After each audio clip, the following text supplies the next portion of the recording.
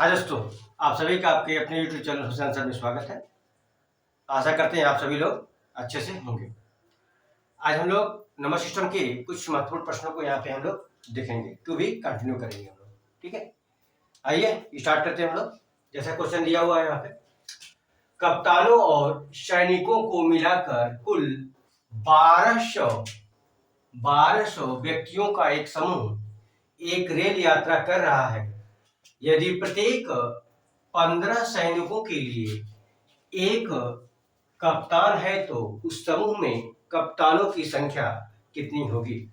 कह रहा है कुल मिलाकर के कप्तान और प्लस सैनिक मिलाकर के कुल 1200 जो लोग यात्रा कर रहे हैं, है ना। कहता है कि एक कप्तान पे 15 सैनिक हैं, तो पूछ रहा है कप्तान आपकी कप्तानों की संख्या कितनी होगी, यही आपसे पूछ रहा है। तो कह रहा है कि 1200 सैनिक है हमारे पास कुल मिलाकर के। इसमें क्या है, तो दो लोग हैं, कुछ कप्तान है और सैनिक है। इसमें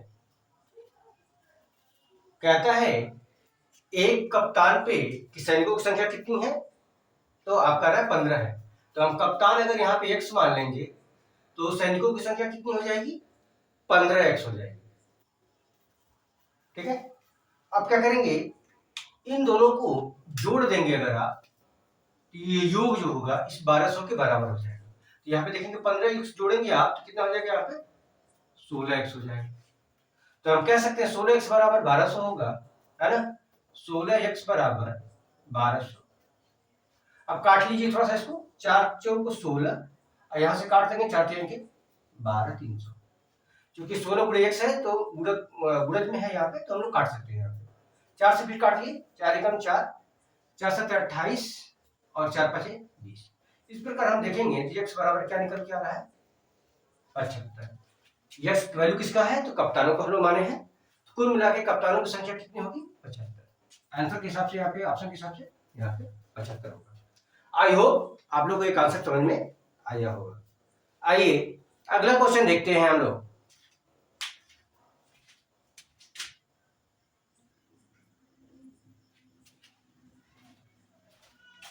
अगला क्वेश्चन है, देखेंगे हम लोग। दिया है 2 अंकों वाली किसी संख्या की पुनरावृत्ति करने से, जैसे 37 या 67 से बनी 4 अंकों वाली संख्या सदैव विभाज्य होगी।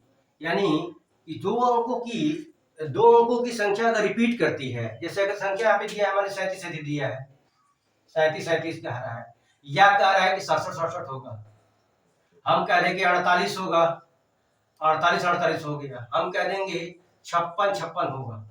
इस प्रकार है कि दो अंक की ये संख्या है आपस में रिपीट कर रही है। 67 रिपीट करा, 67 रिपीट किया, 48 रिपीट किया। ये संख्या जो है सदैव किससे विभक्त होगी। ठीक है, ये आपसे क्वेश्चन आपसे पूछ रहा है। तो इसको दो तरह से लगा सकते हैं।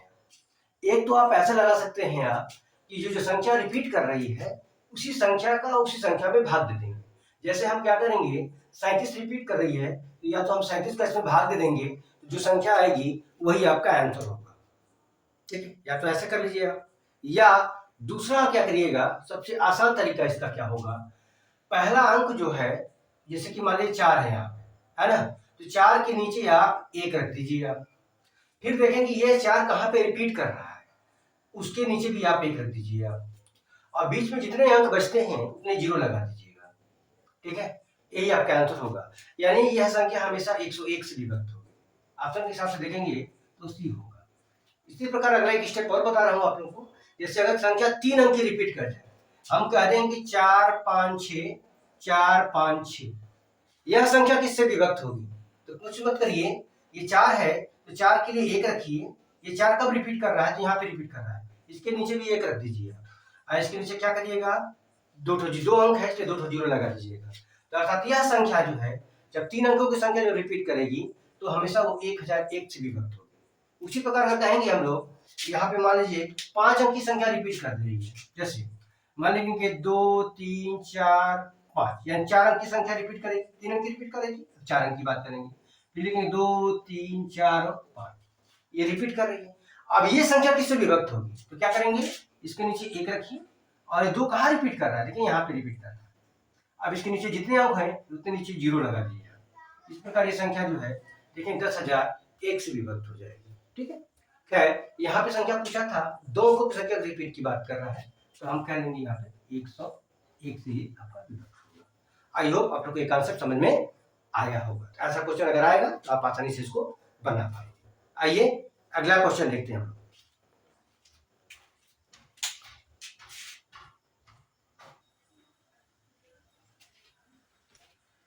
अगला क्वेश्चन देखते हैं हम लोग। दिया है एक संख्या में दूसरी संख्या से भाग देने पर भागफल 3 प्राप्त होता है।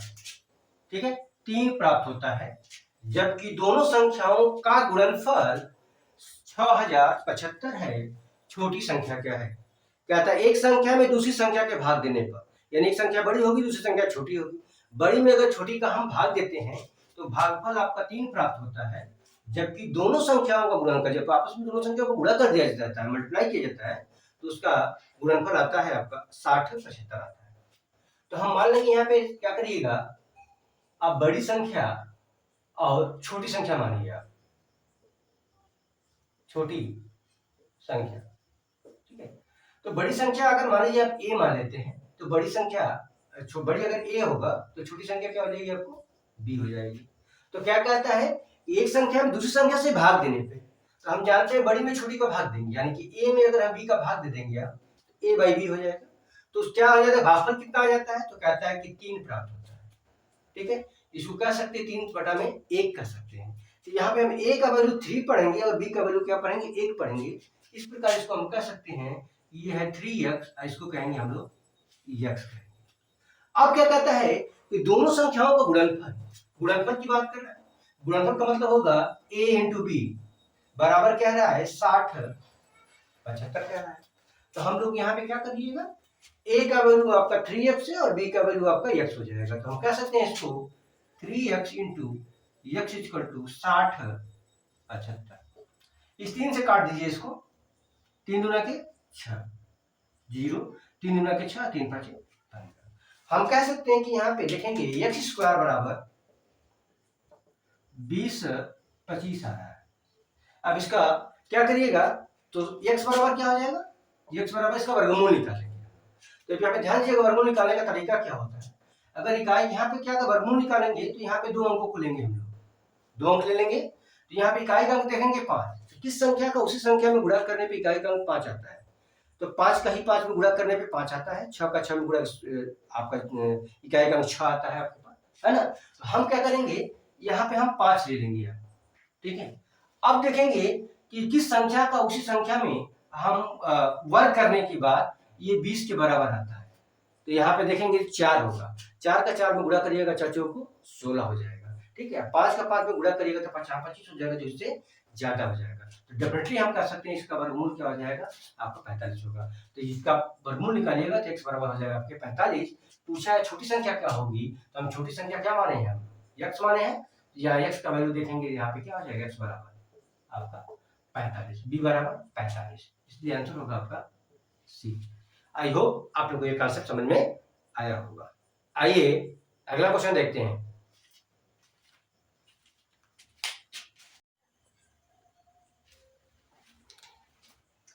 अगला क्वेश्चन देखते हैं हम लोग। दिया है एक संख्या को क्रमशः 2 3 7 से विभाजित करने पर क्रमशः 1 1 तथा 6 शेष रहता है, संख्या को 42 से विभाजित किया करने पर शेष क्या होगा।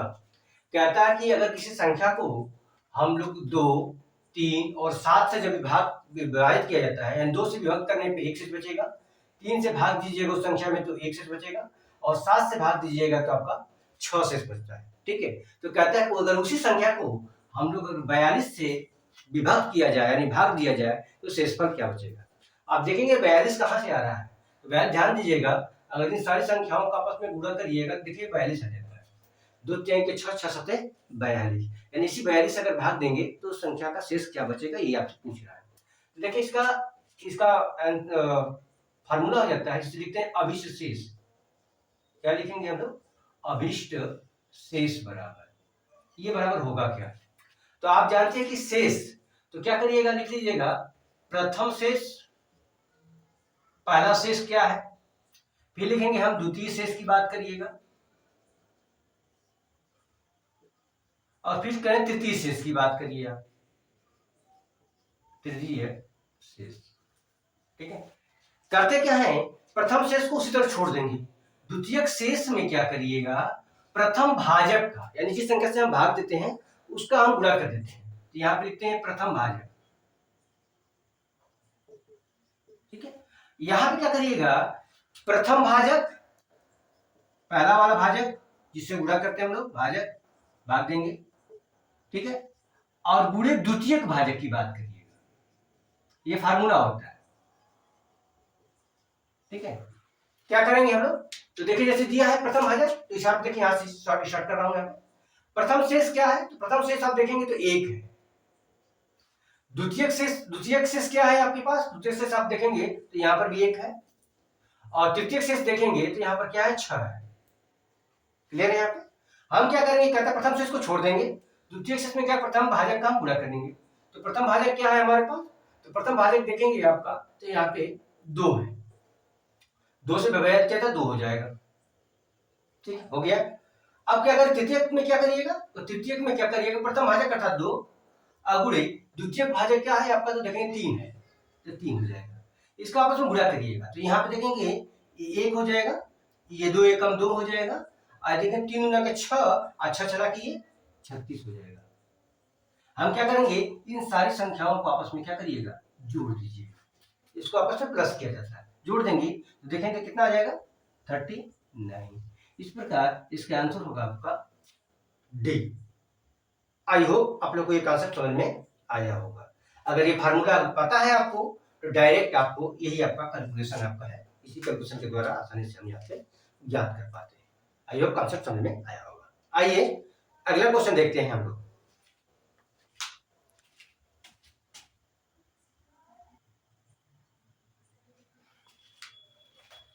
देखें अगला क्वेश्चन दिया है, यदि किसी संख्या को 56 से भाग देते हैं तो शेष 29 प्राप्त होता है, यदि इसी संख्या को 8 से भाग दें तो क्या शेष बचेगा। कोई संख्या है, अगर उस संख्या में हम क्या करते हैं, अगर 56 से भाग देते हैं आप, जब किसी संख्या में 56 से भाग देंगे तो शेषफल जो है आपका, रिमाइंडर आपका 29 बचता है। ठीक है, तो कहता है अगर उसी संख्या में हम क्या करेंगे, अगर 8 का भाग देंगे तो पूछ रहा है कि शेषफल क्या बचेगा। तो जान लीजिएगा यहाँ पे देखिए 2 भाजक है, एक भाजक देखेंगे कहता है 56 से भाग दिया जाता है, तो इसको हम लोग भाजक बोलेंगे।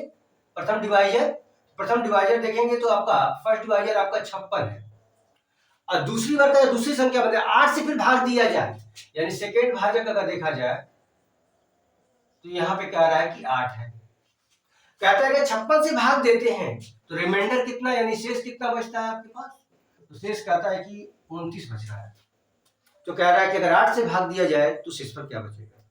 आप देखिएगा पहला भाजक हमेशा दूसरे भाजक से विभक्त होना चाहिए, होता है, ये होता है।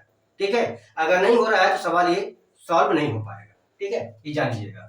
तो देखिए 56 पहला भाजक है, दूसरा भाजक आपका 8 है। देखिए 8 से 56 कटेगा, अगर कट रहा है तब क्या करिएगा, इसी में पहले वाले शेष में क्या करिएगा, इसका आप भाग दे देंगे, भाग देंगे, जो शेष बचेगा वही आपका, जो रिमाइंडर बचेगा वही आपका आंसर होगा। ठीक है, अगर ये नहीं होगा तो ऑप्शन के हिसाब से जान लीजिएगा, या तो इनमें से कोई नहीं होगा, या तो कह सकते हैं अंक प्राप्त आंकड़े अपर्याप्त है, यानी कि ये क्वेश्चन हम सॉल्व नहीं कर सकते, ऐसा क्वेश्चन ऑप्शन में आपसे होगा।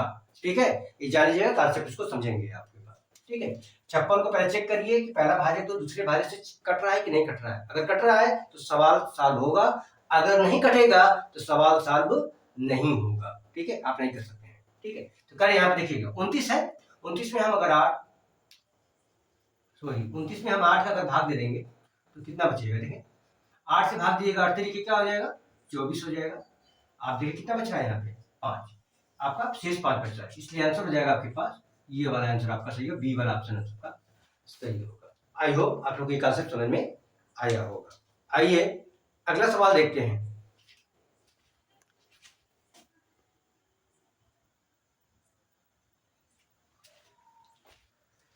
देखें अगला क्वेश्चन दिया है, सेम वैसा ही क्वेश्चन देखेंगे। यदि किसी संख्या को 121 से भाग देते हैं तो शेष 25 होता है। यदि इसी संख्या को 11 से भाग दिया जाए तो शेष क्या होगा, ये आपसे पूछ रहा है। ठीक है, 121 से भाग देने में 25 बचता है, तो 11 से भाग देने पे क्या शेष बचेगा। तो आप देख सकते हैं पहला भाजक क्या है आपके पास, पहला भाजक है आपका 121, दूसरा भाजक क्या है आपके पास, दूसरा डिवाइजर क्या है, तो दूसरा डिवाइजर देखेंगे तो 11 है। शेष क्या है, तो ध्यान दीजिएगा शेष आपका है, पहला शेष आपके पास देख रहे हैं तो 25 है आपके पास। ठीक है, तो आप क्या करते हैं लोग, इस वाले शेष में देखेंगे आप, तो पहला भाजक क्या है, इस वाले भाजक से क्या हो रहा है, विभक्त हो रहा है। देखिए 11 से काटिएगा, 11 किस बार करिए, 11 में 121 आता है। ठीक है, यानी इससे विभक्त हो जाएगा। तो हम लोग क्या करेंगे, विभक्त हो जाएगा तो इसको चेक करेंगे इसमें। तो 11 का जब 25 में भाग दीजिएगा तो कितना शेष बचेगा, 11 के 22 और 22 3 25 हो जाता है। इस प्रकार हम देखेंगे तो डी वाला ऑप्शन सही होगा, यानी 25 में अगर हम 11 का भाग देंगे तो 2 बार जाएगा और ये आपका 3 शेष बचेगा। तो यही आपका आंसर होगा। ठीक है, डी ऑप्शन आपका सही होगा। आई होप आप लोग को ये कॉन्सेप्ट समझ में आया होगा। आइए अगला क्वेश्चन देखते हैं।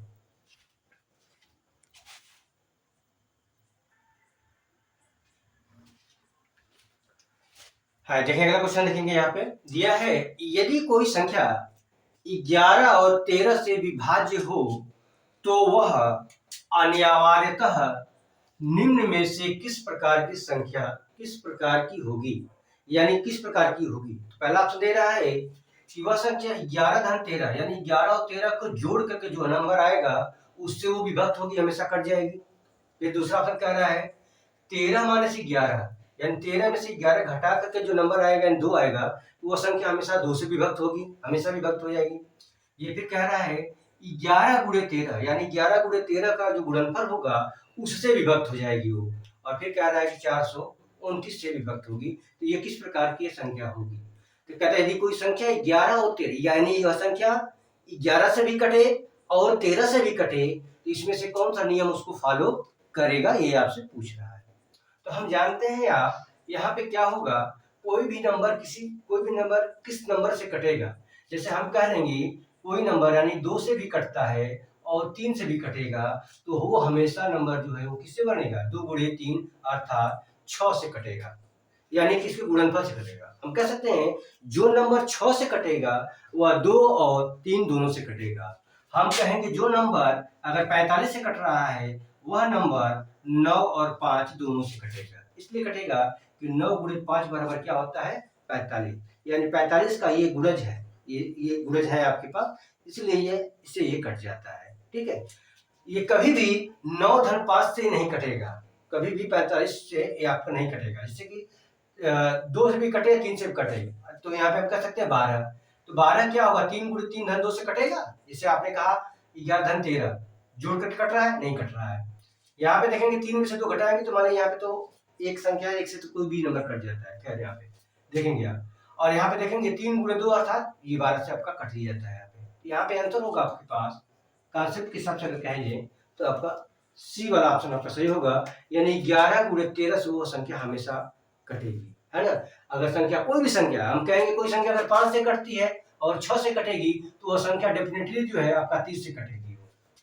हम कहेंगे कोई संख्या अगर 12 से कट रही है और वही संख्या अगर मान लीजिए 13 से कट रही है तो वह संख्या हमेशा किससे कटेगी, 13 गुणे 12 के गुणनफल से कटेगी। यानी बात कहें कि 36 और 12 कम 12 3 15, 156 से वो संख्या आपका कटेगी आपका। ठीक है, इस तरह से आपका ये होता है। ठीक है, आई होप आप लोग को ये कॉन्सेप्ट समझ में आया होगा।